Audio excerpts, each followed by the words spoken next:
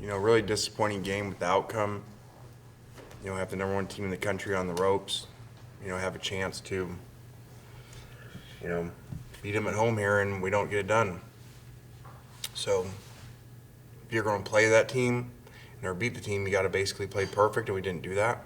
We obviously didn't play well on defense. Didn't tackle well. Went 4-4 on fourth down, which was huge. So it's kind of a shame that we weren't able to pull it off.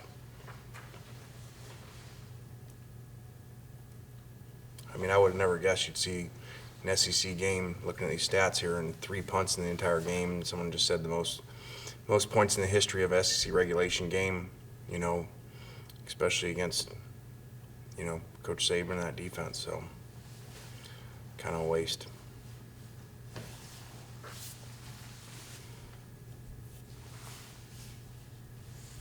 Dennis, you're up.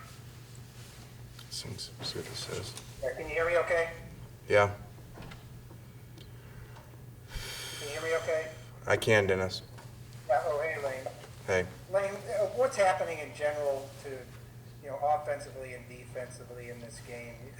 In the SEC today, the average team gave up 33 points. There's been scoring records set in the last few years.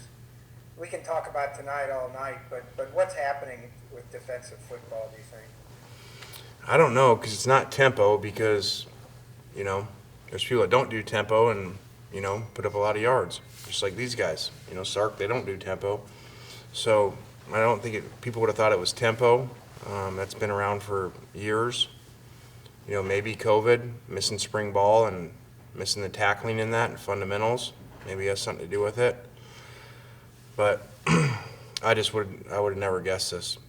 I joked with the coach afterwards. I talked to him, hey, I thought they played defense in the SEC, just joking with him because, he was kind of laughing about the defense. So I don't, this is 3 games in a row like this. I would not have thought this. How much do you feel, responsible or take credit for what you did beginning in 2014 at Alabama when things changed up offensively? I don't know. I kept saying that today. I wish Sark wasn't over there and they were running the old Alabama offense. I said it about 10 times on the headset. I was thinking, played coach twice. The first time was 12-10, with only field goals, and they scored 1 touchdown. And so what would that have been like today had we known this offense back then, just on our side and not on their side? So,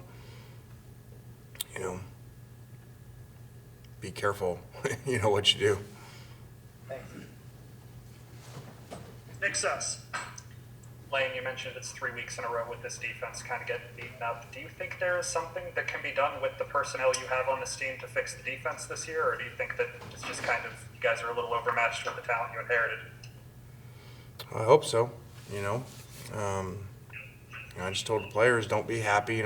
Fans are standing ovation. We're walking off, and I was very confused about that. We lost.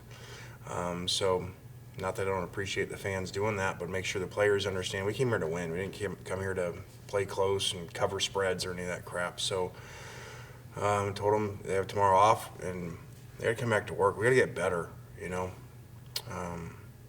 just don't get chances like this, and I think kids don't understand that.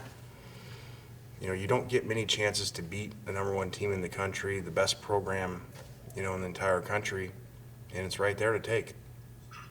Going off of that, just what do you think the step is to turn this team from a team that was that close to a team that can win in these games? Well, we won last week, and so, there's so many times this week that, if we make a stop, we get 1 turnover, things are totally changed. So, or we, finish a drive and don't kick a field goal. So one team's 7 of 8 in the red zone. We're 7 of 7. So very unusual.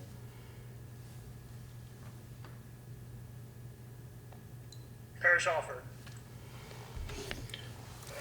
When you talk about opportunities and not that many of them to win a game like this, how much pressure does it put on your offensive players when they feel like they have to match this team touchdown for touchdown? I felt like that. That's why the onside kick, earlier in the game.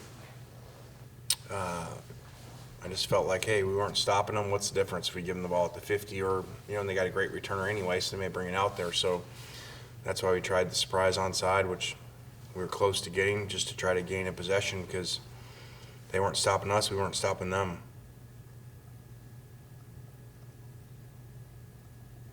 Nate Gabler. You guys kind of finally got something positive out of the running game this week. Was that just a product of this game, or did you see something that you kind of liked there moving forward? Like I said, I was kind of surprised with that. We struggled to run the ball. This is a great, no one runs the ball normally on these guys, and so, that was good to see. And actually, I was surprised at halftime saying, all right, we need to run the ball more, because I came into the game saying we're going to have to throw the ball 50 times, to have a chance in this game. So, I think our line did a good job, and backs did a good job too. Moving forward with the running backs, do you expect kind of just a 50-50 split back there, or is it just a hot hand, or how do you anticipate those carries going? I thought Snoop ran. Ely's, we know how fast he is, but I thought Snoop ran really well today. And not a lot of negative runs. 5 yards between the two of them lost, which had been an issue coming into the game. So that was really good to see. Tyler Comas. Hey, Coach. I was just wondering if you had any updates on Matt's injury that happened towards the end of the game. I don't. He must be all right because he came back in the game the next play. So.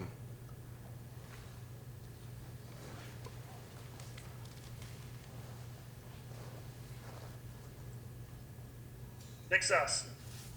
Lane, you talked about that conversation you had with Coach Saban after the game, just against him. I know you're not one-on-one against him, but just kind of what's the takeaway from that first experience here? Well, I'm not going to say exactly what he said, but it was pretty cool to hear what he said. I just told him, hey, go win it all, So they got a great team. They're going to be hard to stop, and they got a chance to win it. So I told him to go win it all.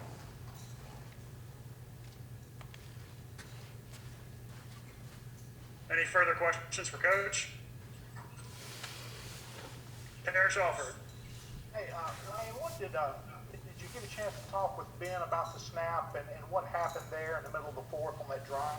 We've struggled with snaps, in both the first two games.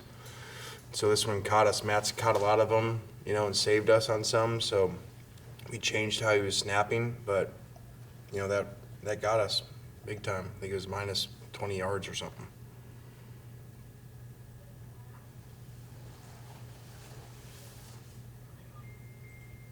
Any further questions for Coach? Yeah, I have one. Lane, I guess going toe to toe with the number 2 team in the country, and you only being a few games into your tenure here, how close does that kind of mean that you guys are to that level of prominence? Well, it shows you just got to finish games and win all those situations. We had a chance. They've been 12 years running, and we just got here. But the only way you beat those guys, you got to do everything right for the entire game, and we didn't do that. You're not going to give up 723 yards, and expect to win.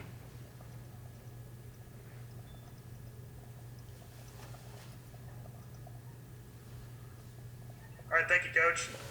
All right, see you guys.